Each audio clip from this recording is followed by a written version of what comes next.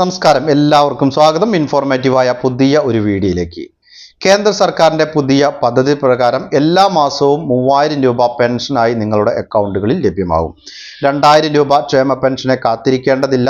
നിങ്ങൾക്ക് വലിയ ഒരു തുകയാണ് പെൻഷനായി എല്ലാ മാസവും ലഭിക്കുക. ഒരു വീട്ടിലെ ഒന്നിലധികം ആളുകൾക്ക് ഈ ഒരു പദ്ധതിയുടെ ഭാഗമാകാൻ സാധിക്കും എന്നുള്ളത് തന്നെയാണ് ഇതിന്റെ മറ്റൊരു പ്രത്യേകത. ബാങ്ക് അക്കൗണ്ടുകളിലേക്ക് നേരിട്ടാണ് ഈ ഒരു തുക എത്തിച്ചേരുക. സർക്കാർ സർവീസിലോ പൊതുമേഖലാ സ്ഥാപനങ്ങളിലോ ജോലി ഇല്ലാത്തവർക്ക് വാർദ്ധക്യകാലത്തെ സംരക്ഷണം ഉറപ്പാക്കുന്നതിനായി കേന്ദ്ര സർക്കാർ അവതരിപ്പിച്ച ഒരു ക്ഷേമ പദ്ധതിയാണ് പ്രധാനമന്ത്രി ശ്രം യോഗി മൻധൻ യോജന. ഒരു വീട്ടിലെ ഭാര്യയ്ക്കും ഭർത്താവിനും 3000 രൂപ വീതം പെൻഷൻ ലഭിക്കുന്ന വലിയൊരു പദ്ധതിയാണിത്. പ്രതിമാസ വരുമാനം 20,000 രൂപയിൽ താഴെ നിൽക്കുന്ന 18 വയസ്സിനും 40 വയസ്സിനും ഇടയിൽ പ്രായമുള്ള അസംഘടിത തൊഴിലാളികളുടെ ഉന്നമനം ലക്ഷ്യമിട്ടുള്ളതാണ് ഈ ഒരു പദ്ധതി. രാജ്യത്തെ 42 വിഭാഗങ്ങളായിട്ടുള്ള അസംഘടിത തൊഴിലാളി വിഭാഗങ്ങളെയാണ് ഈ ഒരു പദ്ധതി ലക്ഷ്യം വെക്കുന്നത്.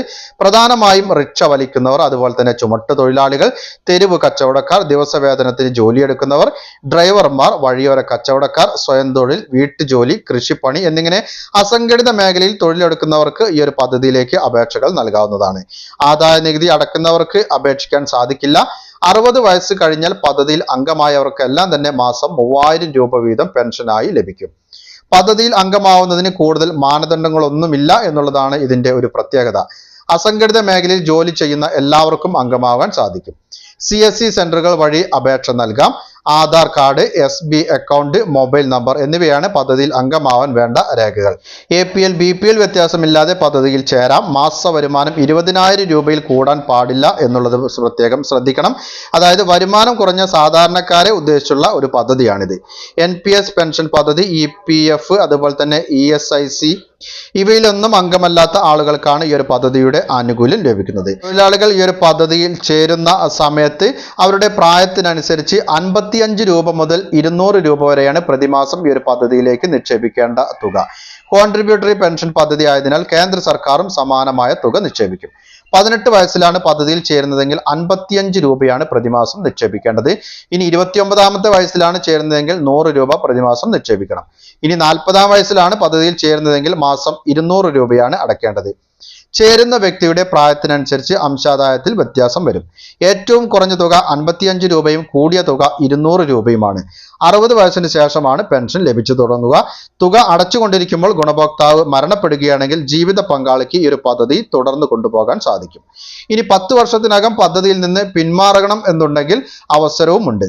നിങ്ങൾ അടച്ച തുക തിരികെ ലഭിക്കും. 10 വർഷത്തിന് ശേഷമാണ് പിൻവാങ്ങുന്നതെങ്കിൽ ബാങ്ക് പലിശ നിരക്കും ലഭിക്കും. പദ്ധതിയിൽ അംഗമായതിനു ശേഷം ആദ്യത്തെ അംശാദായ തുക അടച്ചു കഴിഞ്ഞാൽ ഓട്ടോ ഡെബിറ്റായി ഓരോ മാസവും നമ്മുടെ അക്കൗണ്ടുകളിൽ നിന്ന്, അതായത് ചേരുന്ന വ്യക്തിയുടെ അക്കൗണ്ടിൽ നിന്ന് ഈ ഒരു പദ്ധതിയിലേക്കുള്ള പ്രതിമാസ തുക നിക്ഷേപിച്ചു കൊണ്ടിരിക്കും.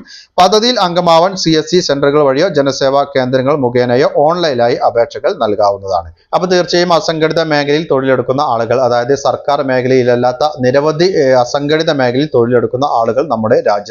അവരെ സംബന്ധിച്ച് ഈ ഒരു ക്ഷേമ പെൻഷൻ ഇല്ലാതെ മറ്റു സഹായങ്ങളൊന്നും 60 വയസ്സിന് ശേഷം ലഭിക്കാത്ത ഒരു സാഹചര്യം ഉണ്ടാവും. മറ്റു ജോലികൾക്കൊന്നും പോവാൻ വയ്യാത്ത ഒരു സാഹചര്യവുമായിരിക്കും.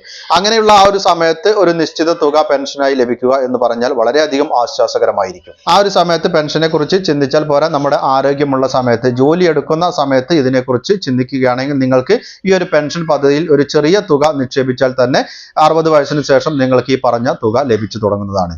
പൊതുജനങ്ങളുടെ അറിവിലേക്കായി വളരെ പ്രധാനപ്പെട്ട അറിയിപ്പിന്റെ വിശദ വിവരമാണ് പങ്കുവച്ചത്. മറ്റുള്ളവരിലേക്കും ഈ ഇൻഫർമേഷൻ ഷെയർ ചെയ്തെത്തിക്കണം. നിങ്ങളുടെ അഭിപ്രായങ്ങളും നിർദ്ദേശങ്ങളും കമന്റിലൂടെ എഴുതി അറിയിക്കുക. പുതിയൊരു വീഡിയോയിൽ വീണ്ടും കണ്ടുമുട്ടാം. അതുവരേക്കും അനൂപ് സൈനിങ് ഔട്ട്.